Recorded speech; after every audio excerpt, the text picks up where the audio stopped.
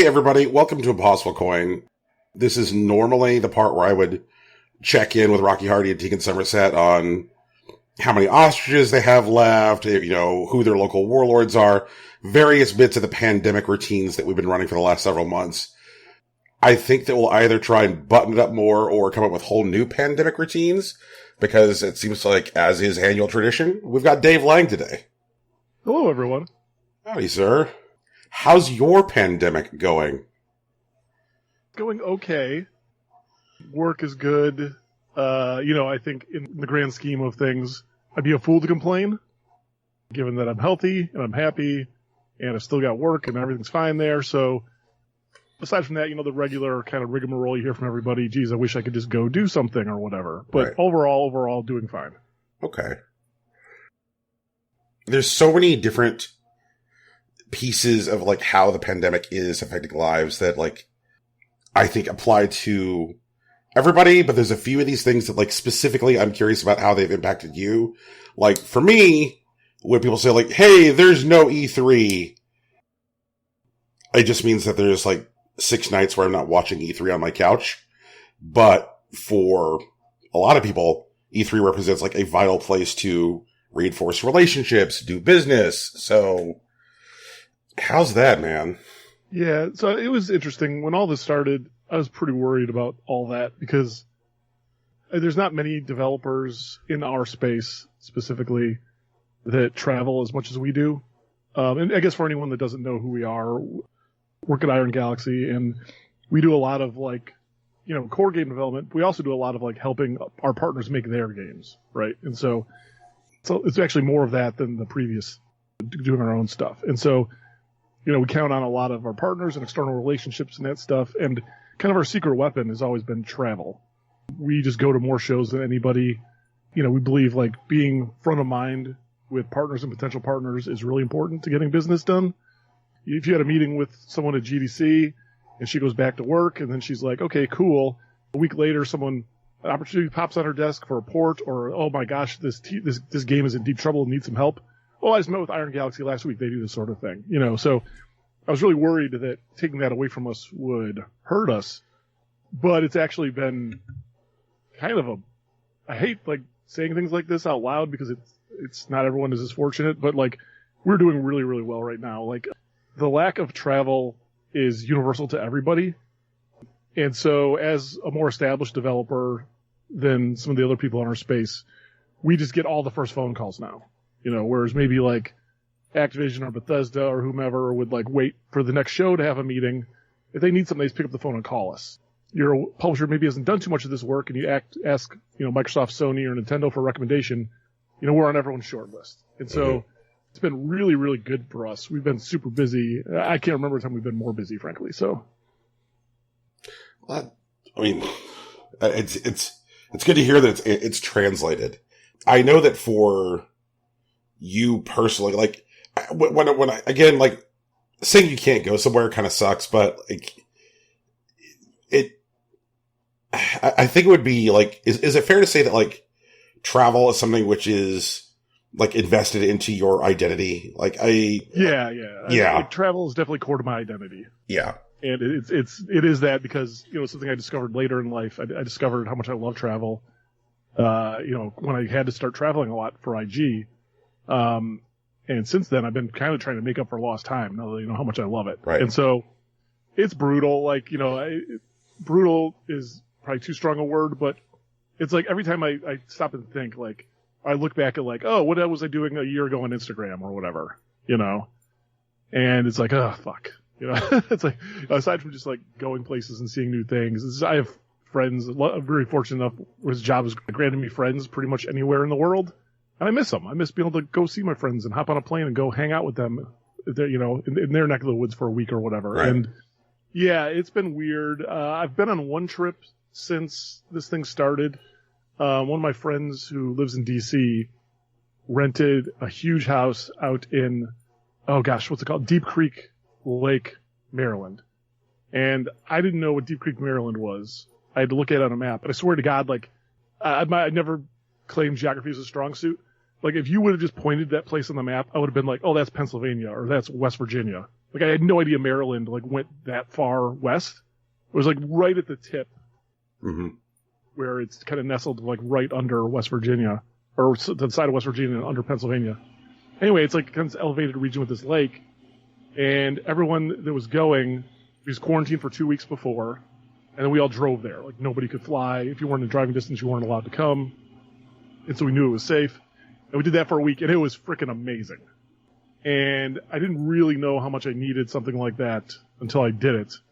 And so now I think like if I get one of those under my belt every 2 months or so, I think that'll be a close enough approximation for what, that my ideal living conditions, given how crazy everything is right now.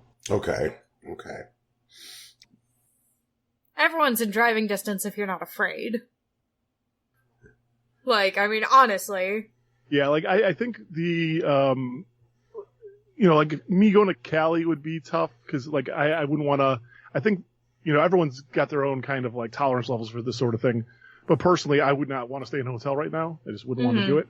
And I'm not a big camper. Like camping would be the solution.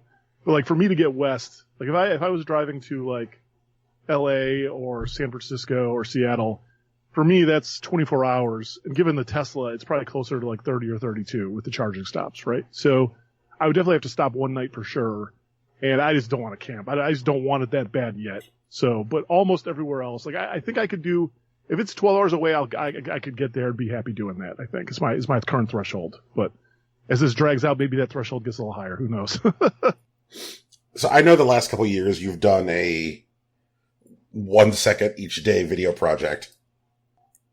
Is that something that you were actively doing? Did you put it aside when everything went sideways? No, I've got a really morbid fantasy that at my funeral they'll just play like 30 years of that. Like, and that's like, so it's going no matter what. Like, I'm never stopping doing that because I want that to come true. Hopefully 30 years would be great. Maybe not sooner. Maybe it's optimistic. Who knows? But so I've been going it, and it's basically the one thing I've done.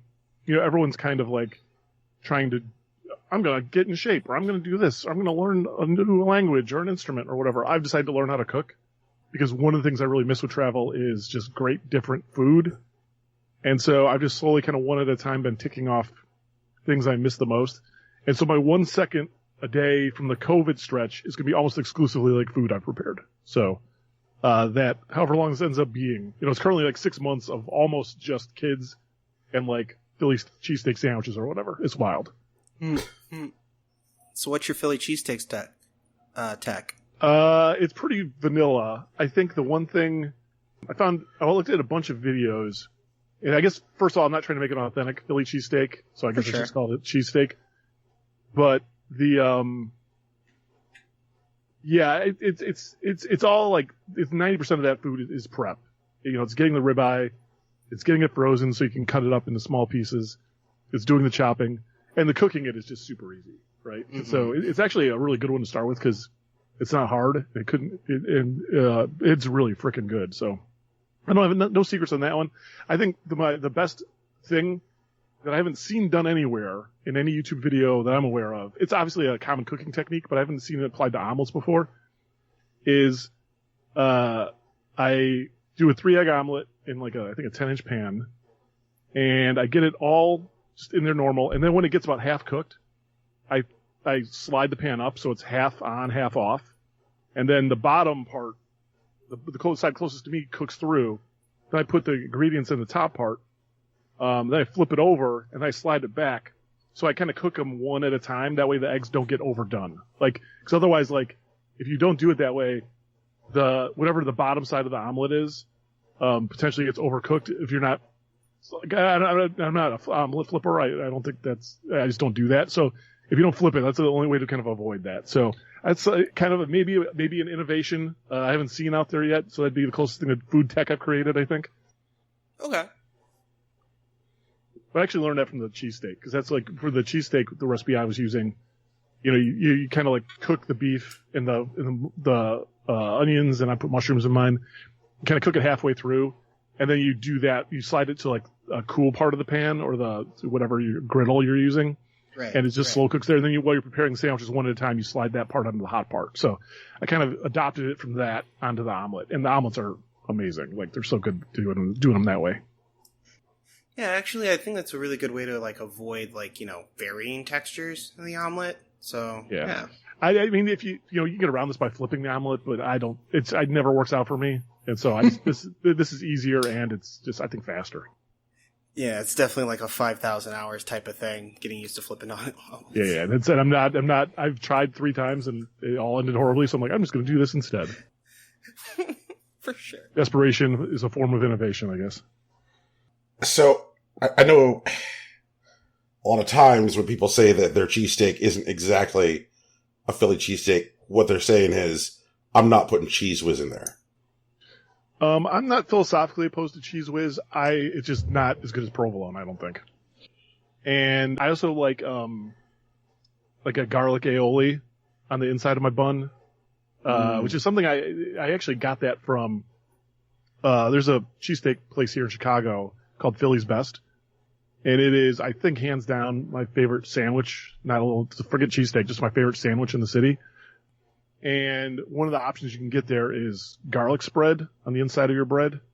And it just gives it a little zing that I really like. And so I've been doing like a garlic mayo on the inside of the bun before it gets steamed on the meat. And that's very non-traditional as well. So those are my probably 2 deviations from the traditional Philly. Okay. For sure. I mean, it's not like it's mayo and like a bolognese, so like I'm not mad at you. Yeah. Love it. Okay. So not on the travel end of it, but like a lot of times when we've talked in the past about like, how Iron Galaxy has, maintained like an internal consistent workplace culture. It seems like some of the, the tools that are used for maintaining workplace culture are things that would like necessitate a shared physical workspace. So this is more of a leadership question. Like, how has Iron Galaxy maintained its workplace culture with everybody working from home? So I think the thing about culture that's pretty interesting is I could talk about this a very long time. Feel free to jump in and tell me to shut up if I'm prattling on too much. But like, I think when people talk about company culture or whatever, I think there's a common misnomer that there's a culture and it's set and it doesn't change. Every time you bring a new person in to the company, the culture can change and will change. And every time you bring in, a new partner, the culture can change and will change. And when I think about culture, and I'm not concerned about there's some things I am concerned about. I guess we can touch on that too. But like, more generally, I'm concerned about, is the culture a healthy one? Right? More so than what is the culture, because we have the 2 locations. We have Chicago and Orlando. And I would say, like, if you looked at them from 1,000-foot view, they look very different. And in a lot of ways they are, right? But they're both healthy cultures in their own right. Some of them play more board games than the others. Chicago crew is probably a little boozier than the Orlando crew. It's just a lot of like little differences like that like kind of makes them seem different. But there's also a lot of things that bind them together, and that is like a, respect for your coworkers, a dedication and commitment to getting better every single day. And, the promise we make to people is we're never going to make you work overtime. We're never hopefully going to even ask you to work overtime, let alone make you. But in exchange for that, we want your best 40, and so a dedication to giving Iron Galaxy your best 40 is hopefully something people are thinking about all the time. But, if you did a poll and asked like 150 people, hey, what are the 3 things you think are symbolic of culture at Iron Galaxy? I guarantee you'd get 150 different sets of answers. There might be some overlap in them or whatever, but like, I doubt the top 3 would be the same for anybody. And that's fine. That doesn't mean you have like a weak culture. It just means like for everybody to be like, that is representative of a healthy culture and not a bunch of bullshit. And so, does that make sense? Yeah. But to answer your original question, I guess, like, does being in place, it doesn't make culture harder or easier. It makes what the culture should be change again. It's just another catalyst for change in what your culture is, right? And for us, the 3 of us, me, Chelsea, and Adam, as kind of the leadership team. Obviously, there's a lot of other people in leadership at Iron Galaxy, but I think when people think of leadership, they tend to think of us 3. The way the culture has changed with the pandemic and with everyone being remote is we've really had to put a lot more emphasis on listening. in making ourselves available for people. There's a lot of really good writing on like, my door's always open is not an actual policy, because like the door is not the reason people don't talk to you. They don't talk to you because like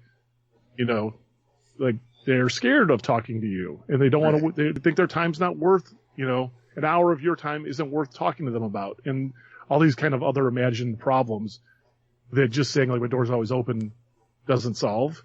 And so you really need to convince people that not only is it okay to talk to us, it's desired by us. We want to talk to everybody all the time, right? And so I know between me, Adam, and Chelsea, we've been like clearing days several times a month where anybody in the company just can schedule one-on-one with us, right? And Chelsea's doing virtual lunches with groups of people every single week.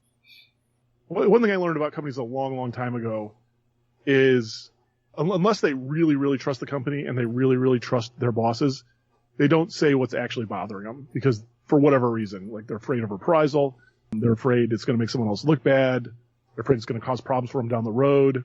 And so it's always been like something we've been working on, but now it's like triply more. It's like when all of the horrible things that happened in Minnesota happened and Black Lives Matter finally got kind of the foothold it deserves in the country happened. We had like a day where we just did like calls with the whole company. How's everyone doing? Are you safe? What can we do to make you safe? If you're not safe, if you're by in a protest area, how can we help, etc. And it was just days and days of talking to people about that kind of stuff, right? And so, the fact that we're not all together makes it harder, but it just means it kind of more clearly defined where our efforts needed to be more so than like, is it harder to keep a culture going? So that's kind of that. Okay. So I guess, pivoting directly to, giving a little bit more attention to Black Lives Matter. Historically, if I were to like kind of like rattle off things I can say about Iron Galaxy, one of the observations I would make is very, very active and very participatory in the cities in which Iron Galaxy calls home. Like very active in the Chicago and Orlando communities.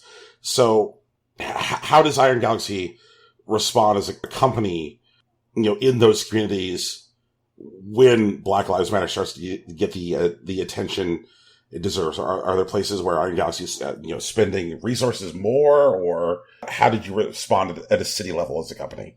It's kind of interesting you said that because we did a employee survey, and again, this is like culture of listening, right? Like we did an employee survey 2 years ago, and we do them every couple of years just to get like the heartbeat of the company and figure out like where we're succeeding and where we're failing our employees. And one of the lowest scoring areas for us was the employees did not feel like we were active enough in our communities, right? That kind of surprised me. And then it took a lot more just talking and listening about what does that actually mean? Do you mean like, are we not doing enough game dev talks and like the game dev meetups? Are we not socially active enough? Are we just not, do you mean you want like Chicago and Orlando more in our branding or whatever? Like and getting through it, it was a little bit of everything, but there was definitely a lean towards the social stuff, right? And like having Iron Galaxy like be a positive force in Chicago and Orlando areas, right? And so that's been an area for an improvement for us. It wasn't our first one, but it was like the next on the tick list when all this stuff started to happen. And, one of the silver linings of all this horribleness that's happening for us is it really gave us a platform to kind of actively work on this every single day on, and, we announced, a couple, I guess, maybe 2 months ago now. I'm not sure I remember when, that we're matching employee donations to a series of handpicked charities in both Chicago and Orlando and a couple national. Black Lives Matter is one of those. And we're donating, another $100,000 to the same charities ourselves. And that's the easy one, right? Money's pretty easy. You either have the money or you don't, and you choose what to spend it on. And that month we chose to spend it on that, right? But it's not like to make it like not a one and done thing. And again, like a culture of being active. It all gets back to like, there's some things I will not allow the company to become, right? But by and large, the company is here for the employees. And I want the place to resemble what the employees want it to resemble, right? Right. And you're never going to get a consensus around 150 people. Like, it's not going to happen. But, like, if enough of them are saying we want to be more active in our local communities and we want you to help us find ways to do it as Iron Galaxy and maybe, even take the leadership role in some of those things, that's an easy one, because if you don't want to do that, then just don't participate, right, as an employee. And so this was a really easy one. So one of the things we're also doing is we're going to do quarterly, like Iron Galaxy is going to do, this is just an example, but like a Habitat for Humanity Day, right? Where if you want, you get a free day off. But for that day off, you have to come help us do Habitat for Humanity that day, right? And we're going to do those quarterly in each city. And we're going to pick the charities, or the kind of causes we're going to pick are going to rotate. And that's kind of like the next way we're going to get more actively involved in this sort of stuff. And then, there's some people who want to do more game dev outreach, and that's pretty easy. There's a lot of Facebook groups and other ways you can kind of like just see where you want to go and then get involved. And they don't really need us involved to do that. And so making people aware of what those things are, is kind of how we can help. So there's some of the ways we've kind of like stepped up in that regard. But, it's all happening because the employees said they want to work in a place that does things like that, and that's kind of why we're kind of running with this stuff more than we were before for now, for sure. Okay, cool. One of the other things that has emerged during the pandemic was there was another round of focus on sexual assault and gendered aggression in the workplace, when there was the trending hashtag speaking out. This time it kind of like originated in the wrestling industry, but then spread through several other entertainment industries. And there was again another round of focus on like the boys club of video gaming and a lack of gender equality in the workplace. One of the things when I think about Iron Galaxy as a company that immediately pops to mind is a woman in senior leadership. I've never heard, whenever I've heard you speak publicly about like the success of the company, one of the first things you mentioned is Chelsea. And so I was curious as to, like, when Speaking Out emerged in the last several months, like, what steps did Iron Galaxy take as a company to ensure that, like, women always feel like this is a comfortable space to, like, voice any concerns that they might have, making sure that, like, you're maintaining a safe workspace, which can be more difficult even in, like, a distributed environment, because, like, in that case, like, you can't easily monitor direct communication between employees. So how did you respond as a company to Speaking Out this time? Was there a need for any additional response? And any thoughts on how it's impacted the game industry this year? Yeah, I mean, it's obviously impacted some companies in very obvious and public ways that I'm probably just not going to comment on. Sure. I'll just keep it talking about like IG and our stuff. But like it's tricky. Like, I always put, it's like, depending on who you are, you either see this as like Dave's company, or it's like, oh, Adam, that guy from PlayStation. But a lot of people, don't know who Chelsea is, right? Because Chelsea has not lived a very public life to this point in her leadership run, right? And so I always try to let people know and be very clear that it's like, no, this is not like this. Chelsea actually does the most important part of the job, which is make the games, right? Adam and I fly around and we drink wine and eat steaks and trick people into giving us money so Chelsea can make some games, right? And so it's important to me that we're very clear about that, because it's not like I really, really loathe this is semi-related, but like the way people fawn on Kojima. I don't know Kojima. I've never met him, but like the way the myth that like this individual savant is a visionary for like a vision holder for a game, like it is such a fucking lie that people want to believe, because they want to believe that like it's this person's genius or whatever, right? It's like everybody on the team makes thousands of decisions every day which affect the game one way or another, right? And not all those decisions are dictated by any one person. Now, some of them might be, right? Like when you're implementing like grass in a field, right? How high should the grass be? What color should it be? Should there be patches here, patches there, like just whatever? Like 30 people in a AAA game make that decision. You know, it's like well, okay, well, how's it going to perform if we use this kind of shader? And what's it? You know, what is our palette? And what are our tones here in this level? And all these things. And so it really drives me nuts. And likewise, it's, you know, entrepreneurs also get that same kind of treatment from wannabe entrepreneurs, you know, and it's always driven me nuts. And so that's why I'm very careful to like make clear, you know, when we speak about IG, we're speaking about everybody and it's a team thing. So that's that. But like, that's why I always talk about Chels first. But getting back to the other stuff is like, you know, our diversity is not great still.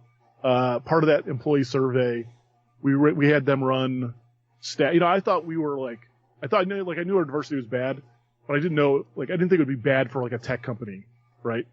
Mm-hmm. And we ran the numbers. Well, we had the other company, like this third party arbitrator come through and ran the numbers like, no, even for like a tech company in Chicago, you guys suck, right? And so we responded to that almost, that was like the first thing on the list we need to fix, right? It's like, cause like could be a lot of reasons for that, right?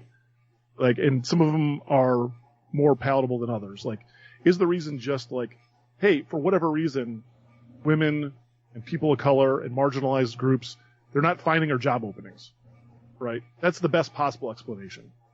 The worst possible explanation is there something systemic in our hiring process that ejects people like that from the funnel, right? And so we spent the last 2 years kind of figuring all that out and making that more of a priority.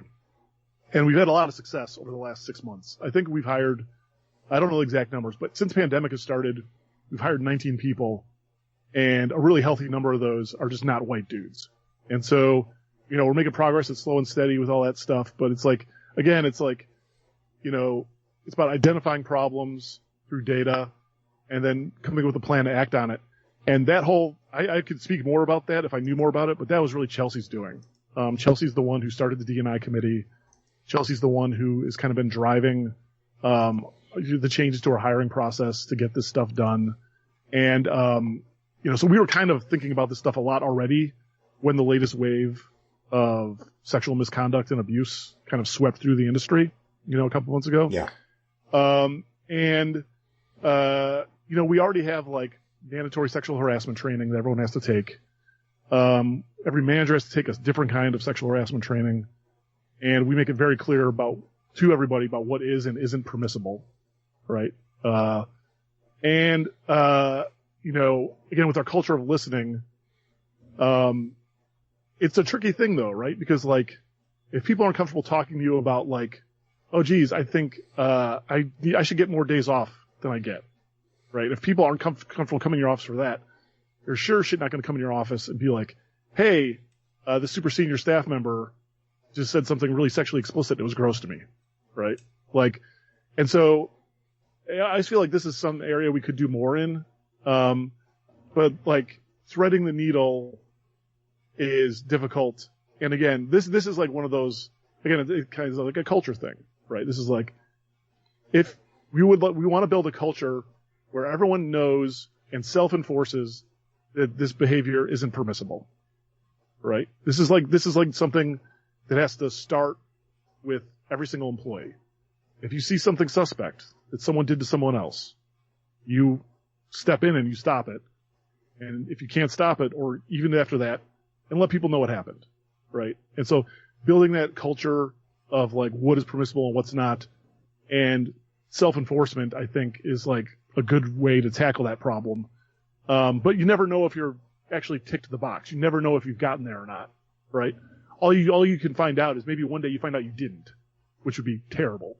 I don't know how you know you succeeded at that, which makes it a really tricky problem to sort through.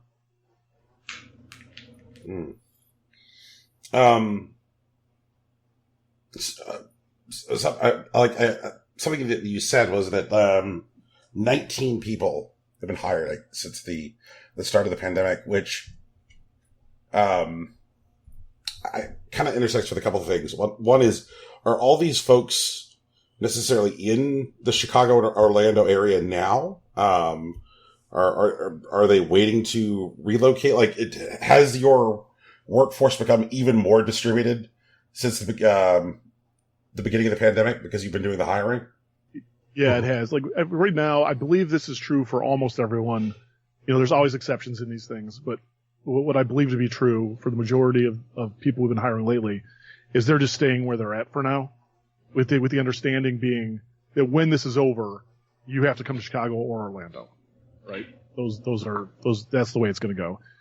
And we're not in a hurry to make that happen. We're not in a rush. Mm-hmm. Thankfully, all of our partners are really cool about this whole thing. Like we would have, like I mentioned before, that things are great for IG right now on a business front.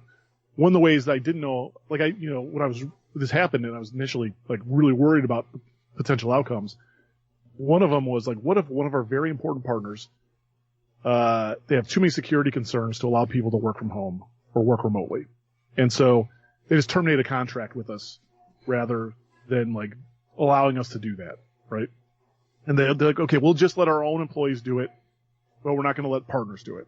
Now that ended up not happening, which is, I'm very thankful for. But that was like a fear, right? And so, but when this ends, and it's going to end at a different time for probably every company, right? We are going to have to rally back up because everyone knows we work with Blizzard a lot. Blizzard has very staunch security requirements, right? That we need to meet. And they recognize right now we can't all meet them. They can't even meet them all themselves, right? And so how do we deal with that? Well, work around best in place kind of rules to do that. But eventually we are going to have to go back, and everyone we hire here hopefully understands that. One of the things that has ended up becoming more front of mind for consumers the last couple of months is the release of the impending next generation of consoles, PS5, Xbox Series X, and I think S. Since you do so much third-party support and support for other devs, did you already have development kits in place to handle this equipment? Was there anything about an impending release of a generation of consoles that had to change because of the pandemic for you guys? Or were tools already in place and you were doing the same thing as you were doing for all your other development? Yeah. So we already been working on kind of titles across the board on all those, the new platforms already. It was not immediately obvious that Sony was going to let people take PS5 kits home. And if that was the case, what we would have to do is we'd have to have people remote in to the PCs with the dev kits on them and then set up some kind of weird teleview of the dev kit so they could work remotely. That would just be impossibly slow. That would literally kill productivity. We're pretty fortunate that so much of what we do is remote to begin with. We're in Chicago or we're in Orlando, but we're working with partners in California or Maryland or Florida or whatever, right? And we work with offsite partners every single day. So we're really good at that already. So our efficiency was not super impacted by having everyone go from home. Now, that's not true for every individual. Unfortunately, some people are in very tiny apartments. They don't have room for another desk. And those people's situation really sucks. But by and large, I'm talking about the company as a whole, our productivity is not impacted by this stuff. And so that's cool. But if we would have had to do remoting into dev kits from home, it would have made it impossible to ship anything in a timely fashion. And so, Sony, they kind of came to a conclusion very quickly of the same thing, and they allowed everyone to take the kits home. I believe Microsoft was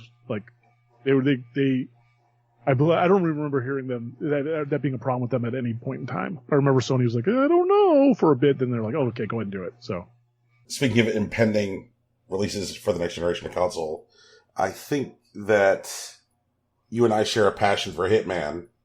There's been some Hitman 3 news. How's it sitting with you? Are you stoked?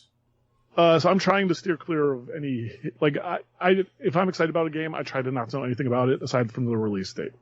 I'm a PC player for Hitman now. I played Hitman, the first episodic one on PS4, and then the second Hitman game I played on PC, and I've definitely converted over to, Hitman is best on PC.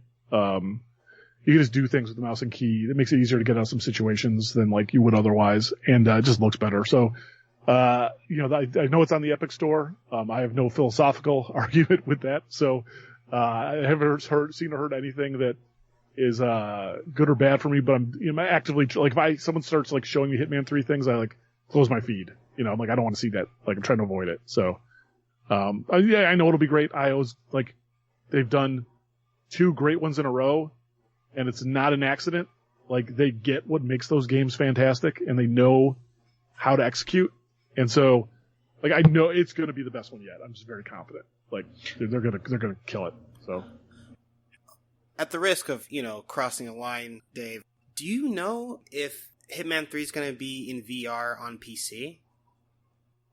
I kind of I'm not into VR personally myself.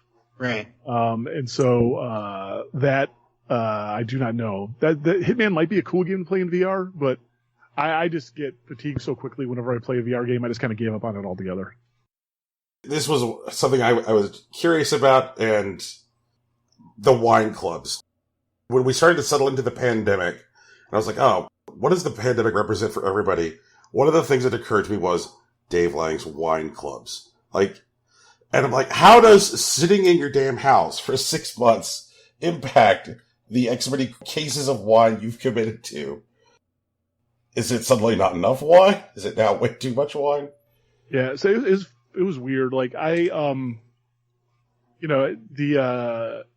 me personally, the pandemic went from being something I was paying attention to something I became very scared about, like almost overnight. Like we were in Napa. So GDC was starting the March 16th, right? And we did our normal pre-GDC Napa trip. And because it's like, well, I know GDC's canceled, but I know people are going, and we could still have meetings, right? And let's just try this and see how it goes. And went out there and was doing the Napa weekend. And right as we were leaving the last winery, the governor shut down all wineries for tastings. Like, as we're in the bus going back to the house, I'm like, oh, maybe we shouldn't have done this. Oh, wait a minute. Yeah. Incredibly dangerous, perhaps. And then they also announced that the shelter in place, no travel restriction, which ended up being nothing, actually. But, like, with the information I had, I'm like, I might not be able to get out of San Francisco because I was going to stay for meetings. Like, I was going to come home, like, Thursday, I think. And they're like, no, you have until midnight Monday to get out. And then you won't be able to get out. I'm like, what does that mean? And they're like, no one knew. And so I didn't want to fuck around with it. And so I just got on a plane and left Monday.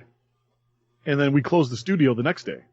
We had officially everyone transitioned out of the studio on the 17th, I think it was.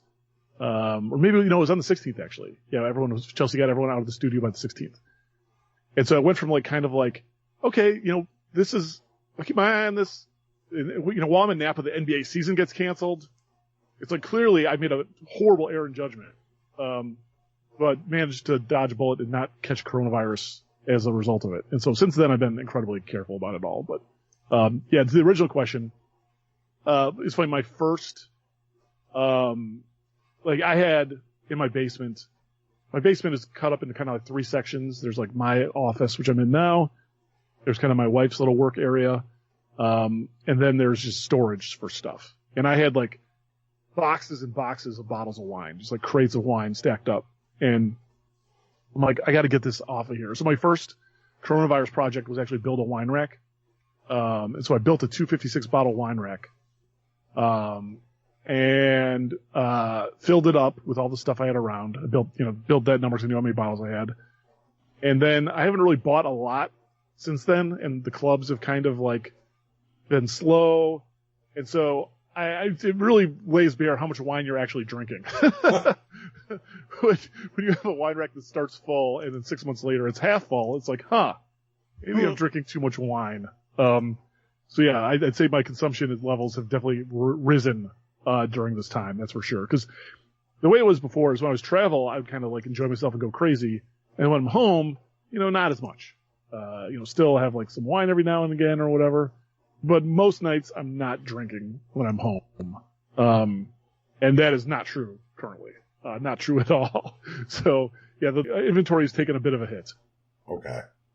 I'm not sure if this is something that you can comment too much on, but what insight you are able to share, I'd be happy to hear. Recently, it appears to be that there's a little bit of a turf war going on between Epic and Apple and Google over revenue from stores and whether Epic can sell directly to folks with a product on the Apple App Store. Like, does IG have a dog in this fight? And what interest would you have potentially on being able to process your own payments for a title which you are publishing? Like, if you had a title out there, would you still seek to, like, engage somebody like Apple or Google for payment processing? Or are you interested in a space where you can directly process payments if need be? Like, okay. It's a little tricky for us to talk about because, we obviously do business with all three companies. Right.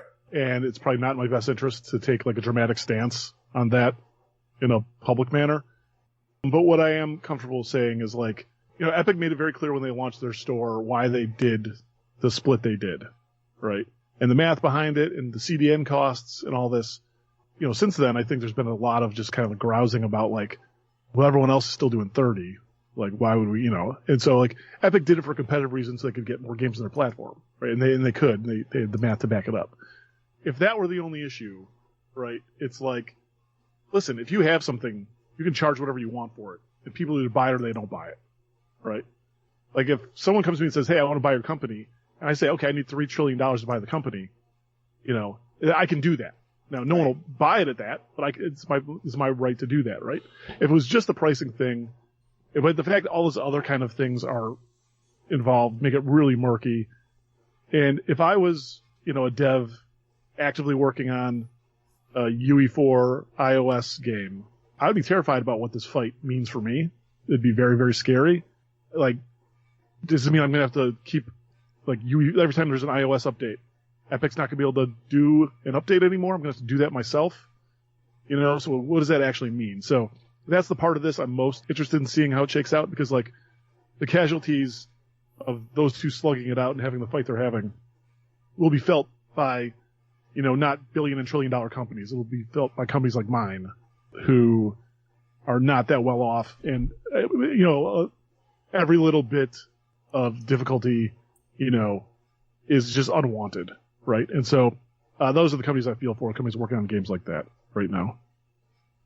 You've been marking on your Twitter over the last week the 12th anniversary of Iron Galaxy, kind of like walking through, chronologically some moments in the history of the company and things that you learned along the way. As you've taken inventory of, the anniversary of the company this year, are there like new things that you kind of have reflected on or have come to mind in the last year with just, some of the challenges that we've, faced in the intervening time? Like, what new, I guess, revelations or observations do you have on, leading a company this far in? Yeah, it's, I've been at IG now half of my professional career. Been making games since 96 as a pro anyway. And that's kind of what got me thinking about this. It's like, 12 is a weird number, but for me, it's like half of my professional career. So it's kind of why I started on this thread. Like, one thing I've been doing a lot over, I mentioned what a fortunate position Iron Galaxy is in because we started 12 years ago and we're established now that this, shelter in place stuff has actually been a boon for us, right? For all the reasons I kind of talked about earlier. But it's not if you're just getting started or you're not nearly as established. If you haven't made Microsoft, Sony, Nintendo's Rolodex yet about, hey, these developers know what they're doing, it's going to be really hard for you to do business. And so I've actually been doing a lot of chats with smaller developers or newer developers looking for advice on kind of how to get through this stuff. And it's kind of, it kind of made me realize that, like, hey, listen, I've seen a lot, I've done a lot with this stuff. And as much as I kind of don't like talking about, I like having fun. I like having, I don't seek to be like seen as like a business professional in any way, shape, or form, as anyone who's seen my LinkedIn knows. But maybe this is a time where the world would benefit a little from like me acting like one. And so that's kind of what made me do this, is like just, it's the how long I've been doing the same job and the number of people that are reaching out to me for advice right now. So just throw this advice far and wide. And that's kind of what got the thread started. To this point, it's all been things I've said or written about or done but never all in one place before. Like, I've never had one collection kind of like of all my learnings from running the business. It's been like, oh, this podcast, this thing came up, or, and this GDC talk, I talked about this one thing or whatever. And I thought it'd be good to kind of get everything all together.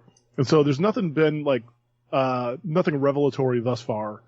But I've been thinking a lot about, like, I think I'm going to go up to like year 9, and maybe year 10. And I'm not going to do 11 or 12 yet, because I'm just too close to them. And like, I don't think I'll realize what is most important about year 11 and 12, maybe even 10 for a couple of years down the road. And so, if I'm really confident I know what the most important things for Iron Galaxy were that year, I'll do a year on those this week. And I think there's probably going to be some stuff in this week's tweets that I haven't talked about before because they're so relatively new. And I would talk about them here, but I'm going to save them for the tweets. No spoilers on the Impossible Coin Cast, I'm afraid. Oh, no worries. That's okay. We're anti-spoiler anyway. All right. So, the John Wick 3 scale. I'm kind of wondering, like, does this apply evenly across all genres? We've had for, I think, the last several months on Impossible Coin, kind of like a flirtation with talking about rom-coms. Because, like, Rocky and I have gotten off on this rom-com tangent. And I was like, man, how does one apply the John Wick 3 scale to anything where there isn't just, like, massive bouts of action? Yeah, I mean, it's for me, it's just a measure of how much I enjoyed the movie. Right? And I guess it's probably likely there's a lot of people listening who don't know what the John Wick scale is. Really quickly, I'll digress. And, like, whatever my favorite movie at the time is, for a long time it was The Raid 2.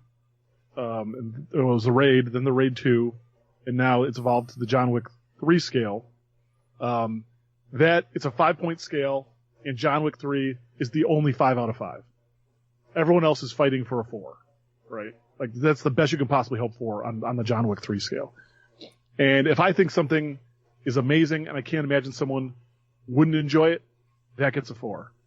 If I really liked something a lot and I'd kind of recommend it to a fan of the genre or a fan of this actor or director, that's a 3. If I begrudgingly enjoyed it, but boy, it's got some problems, that's a 2. And 1 is just, that's ass. That thing sucked. Like, no one watched that. It's trash tier. And there haven't been many 1s, I don't think. I think there's been like a couple. I don't remember off the top of my head. But, yeah, so that's the scale. And it applies to anything. Like, Shawshank Redemption's a 4. Right? Private Ryan, Saving Private Ryan or whatever that was, that's a 4. And I guess that has action in it though too. Like, it's like, Sleepless in Seattle is a 3. Honestly, I feel like Sleepless in Seattle should be a 2, because that movie has some problems. Oh, it's got a lot of problems. But, I mean, any rom-com is already fraught with impossibilities. Like, there's no pragmatic rom-coms. It's just like a trope of the genre to me. And so, I still don't like problems in movies. Like, I don't just, like, wave my wand and say, okay, I'm fine with all the problems in Sleepless in Seattle. Sure. But that genre specifically, I give a wider berth to those sorts of, like, inconsistencies and just issues than I do other genres. May I interest you in a rom-com that actually features Keanu Reeves, and there is a brief fight scene, but it's mostly jokes. It's Always Be My Maybe, starring Ali Wong and Randall Park. Keanu Reeves, it's actually billed, like, in the trailer, is like a mid-story,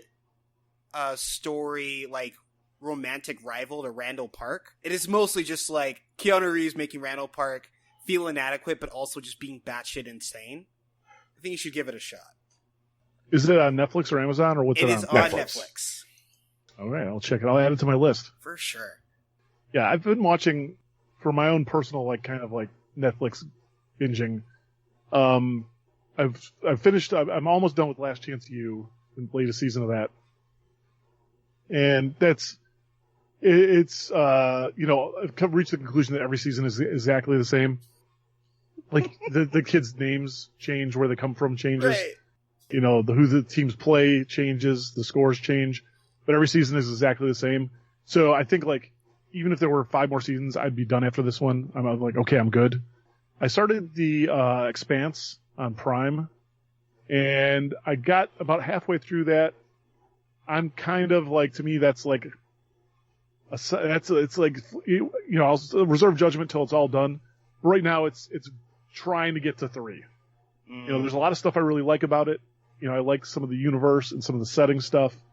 And some of the characters are cool, but it's just not amazing. So maybe they can fight its way out of the 2 hole and into 3ville. And then, I really fucking love Knives Out. Knives Out is a rock solid 4. Holy shit, is Knives Out For great. sure, yeah. And I saw they're making a sequel to Knives Out. Or at least, another movie with LeBlanc in it, which is great. Oh, man. Speaking of sequels, the Train to Busan sequel has been, announced. And it's they're not sticking to the formula, which is fine. They're allowed. They're trying to do, what appears to be the exact opposite. The loose story is that people have fled South Korea wholesale. And most people from, South Korea that left because of the virus are in Hong Kong. They're not being treated well. And there's, a ragtag group of, people from SK that are being sent back to, search for, some weird briefcase full of money. And they have to, fight with, the Mad Max style locals that are still there. But from what I'm reading so far, it looks like it's missing the mark, and I'm kind of worried about it. All right. Well, when is that? Is that this year or is that next year or what? I think it is actually this fall, but I'd have to double check. It's been kind of weird watching. I'm not a super cinemaphile or anything. I don't. I see a trailer when I'm on a plane or something. I'm like, okay, I'll watch that. I don't stay super dialed into the news, but I've been paying attention to Tenet for just the obvious reasons of how you're a movie studio. You spent how many hundreds of millions making this movie?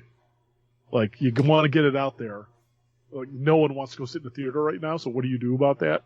And I've kind of been paying attention to that just to see how that shakes out, because that's coming out pretty soon, I think, right? Next couple weeks. Yeah. How do you have a take on I think it's Warner Brothers, partnering with Epic to preview the studio's films or play the studio's films in Fortnite? They had a night where they played Inception, Batman Begins. Yeah, I think all that shit's awesome. What Epic is doing with Fortnite is they're just trying anything that sounds cool, right? It's stuff that another studio might be I don't know, that's not core to the experience or whatever. Epic's just trying it all, the Travis Scott thing and all that shit. I think it's great. These are games. Let's have fun. Let's do stupid shit and see what happens. And the Epic's doing a wonderful job with all their events. They're definitely showing off best in class, updating a live game and keeping it fresh. No one is better than them than that. Or than what I mean. I know what you mean. Yeah. Well, Tegan, did you want to? I know that the first time we had Dave on, Here we go. I think hit him up with some hot dog sandwich bullshit. Did you want to follow up on that with your hot new sandwich question?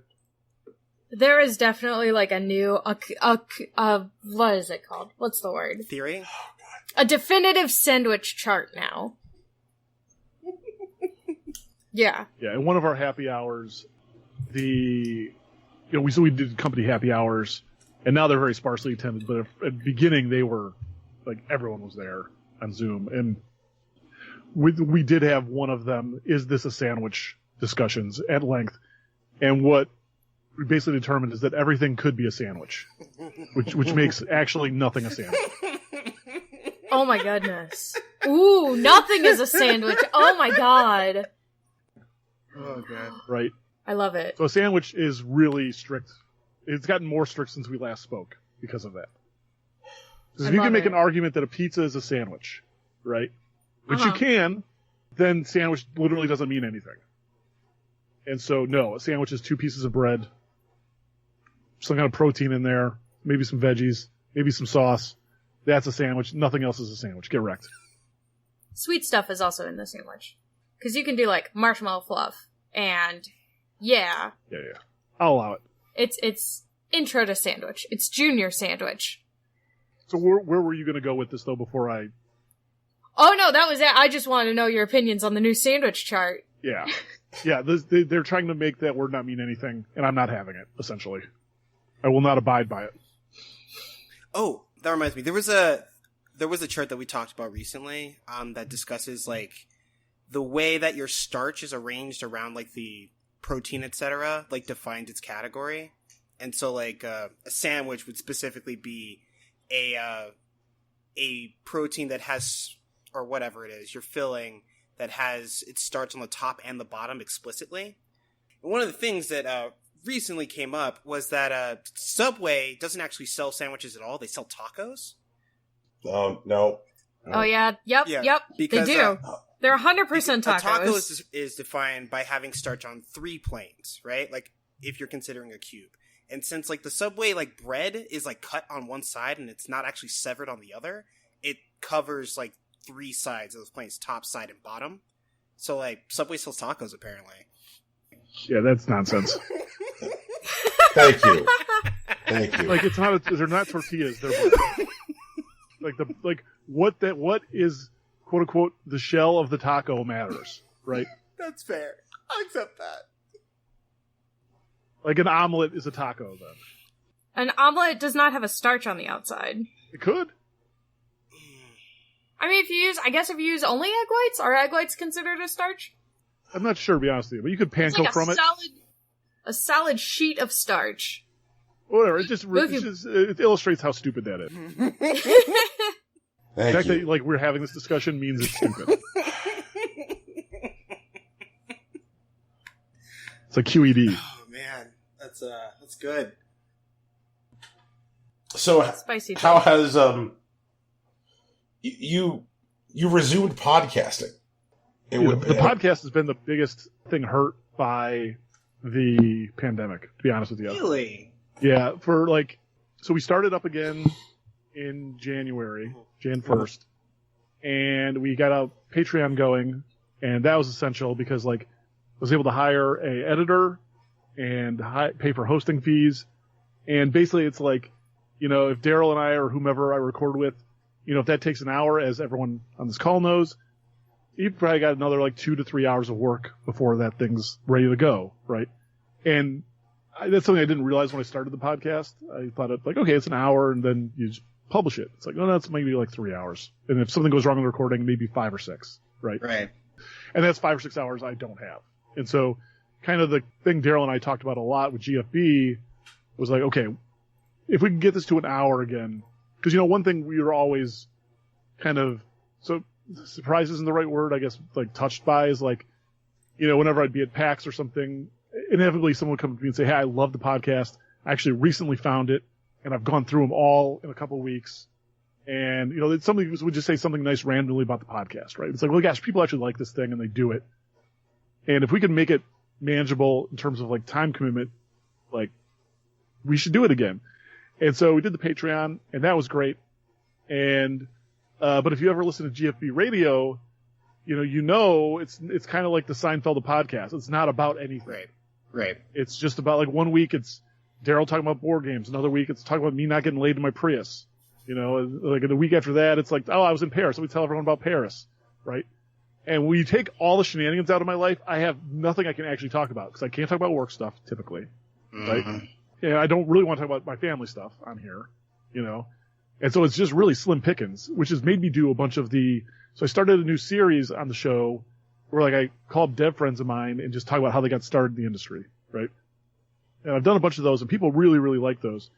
And if I'm being honest, that's the direction I should take the show. But it's been hard to think of topics or things to talk about for me for the show. So yeah, GFB is not I think we've missed 2 weeks this year, I think so far already, which is kind of crappy since we have a Patreon. But you know, we'll get back that time somehow. But yeah, it's been rough going for GFB from a creative standpoint anyway. You know, maybe now that you've got the pandemic going and you can't really go somewhere to create shenanigans, it's time for the Star Trek: The Next Generation watch-along series. That would be, yeah, that I thought we thought about stuff like that, and I think what I realized for me personally on that is that should exist. I'm not sure I should be the person doing that show. I think there are people who care much more about Star Trek than I do that should probably do that show. is what I kind of reached the conclusion on. That being said, there are things I know a lot about and care a lot about that are very similar that I could do something similar with, so I've been thinking about that as well. Like maybe Daryl and I just do, like we did those commentary tracks for like Raid 2, Gentlemen Broncos, in the early days of GFB. Maybe like, I don't know, a week we have no idea what to fucking do. We just do one of those, So we have talked about something similar. Yeah, we fell into a little bit of that early on in the pandemic when we did a Tiger King watch along, and it was that'd be ideal. Yeah. Rocky, Tegan, is there anything that you guys wanted to follow up on before we put a fork in it? Oh, actually, okay, Dave, I do a thing. I'm a little culinarily. That's not a word. Whatever. It's a word now. It's a neologism. I'm culinarily inclined, and one of the things that I've been doing for a very long time is I usually pick a dish to study over the course of a year. I usually do that in July. I didn't this year because pandemic and all other things were on my plate, and I am at a loss to piece together what I should be working on. In the past, I spent a year on pasta, spent a year on sandwiches. Spent a year on wings. I made like 60 sauces that year or something. But I don't know what I want to work on this year. Usually the idea is that it's something that's like customizable, but like the ingredients aren't like, crazy expensive. And I was wondering if there was maybe something that you've come across on your travels or your experiences that would fit that kind of bill. Yeah, so that's really cool you do that, first of all. That's like a neat thing. Like I've been doing something similar, but I don't take a year to do it and to like do a really deep dive on it. I think this is probably not good for you because you already did the wings thing. Mm-hmm. I think the most fun I've had with the cooking experiments has been coming up with the perfect hot chicken sandwich. Like do you use a pickle brine or do you use a buttermilk brine? All the way to like, what do you put in the crust? What kind of, like, how do you make the perfect or the batter for the, mustard seed or no, just like trying a bunch of different things to come up with the perfect kind of crust for the chicken. And then just like trying a bunch of different toppings, like is mayo actually good on a hot chicken sandwich? Does it like cut the heat too much, but you need it to balance it? Like just figuring all those things out. So I had the most fun doing that one. The one I've always wanted to do that might be ruled out by the cost of it, was Eggs Benedict. I wanted to do like, okay, well, first of all, just like get great at poaching eggs. That'd be one thing. Yeah. And then come up with like the perfect hollandaise sauce. But the thing that's cool about Eggs Benedict is at that point you can do anything. True. You have all the skills. Yeah. Like no, I mean you could do anything with the Benedict. You could like salmon. You could go pork belly. Just like regular ham, whatever. You just keep it veggie. And there's so many different variants of it you could do and try. I bet you could spend a year doing Eggs Benedict. And find the perfect combination of flavors, I bet. I'm interested in playing with eggs. Let's definitely give it some thought. Well, thanks for hanging out and checking in. It's become something that we look forward to each summer. So thanks for making it 3 for 3, man. Yeah, I know we had some starts and stops getting this one done, but thanks for hanging in there and accommodating my schedule. Yeah. Is there any work that Iron Galaxy has out there right now that you wanted to maybe throw some attention on, or a personal project that you wanted to throw some attention on? Like, I don't know if you're still streaming on Twitch. Yeah, so I get this is a long story, but I will start streaming again soon. I've deduced, if you stream at all, what a nightmare it can be to get set up and working. Yeah. I think I finally figured out the core problem in my setup. And so I think I'm going to do a test stream this week. That's over at, I don't even remember is it Joseph J. Brony? It's my Twitch handle. I don't even remember. I'm a good streamer. Hang on. I think it actually is Joseph J. Brony. Joseph J. Brony. So you can check that out. I'm mostly on Instagram these days. My current Twitter thread aside, I've been mostly dormant on Twitter because it's a fucking trash fire. So Instagram is your boy Skrilla Jones. That's kind of where I'm doing more updates than not. And Team GFB Radio is the podcast that I do with Daryl and some other industry folks from time to time. So you can check all those out. IG-wise, there's not a lot we can talk about right now. We're kind of like a bunch of things we're working on are going to get announced before the year's out, but we haven't quite crossed that threshold yet, so kind of mum's the word until then. All right. Well, thanks for hanging out. Rocky, you want to take us home? Oh, yeah, sure. Hey, everyone. Once again, this is Impossible Coin. It's a little different, but we had Dave Lang in the house, so things are going to be a little different. We do this every week. You can find us wherever podcasts are found, on iTunes, Google Play, Stitcher, Spotify, and SoundCloud. And speaking of SoundCloud, our mutual friend, kid brother of the show, Big Soch, produced the music on this podcast. You can find it at the beginning and end of this program. His work is available at soundcloud.com/BigSochNJ, and you can find him on Twitter at Hillary_Swank. Our original logo is also a t-shirt and was designed by Lauren Moran. You can find her on Twitter at Lauren Moran and consider donating to her Patreon. And speaking of Patreon, we have one as well. It is patreon.com/ImpossibleCoinPodcast. There you can get access to our special bonus content like audio essays and watch-alongs, and also our show notes if you want to take a look at those. We are also on social media. Brian's usually on Facebook. I'm on Twitter. Tegan's on Tumblr. It's all Impossible Coin. No underscores or dashes or anything like that. And that's us. That's the show. Peace. Bye. Later.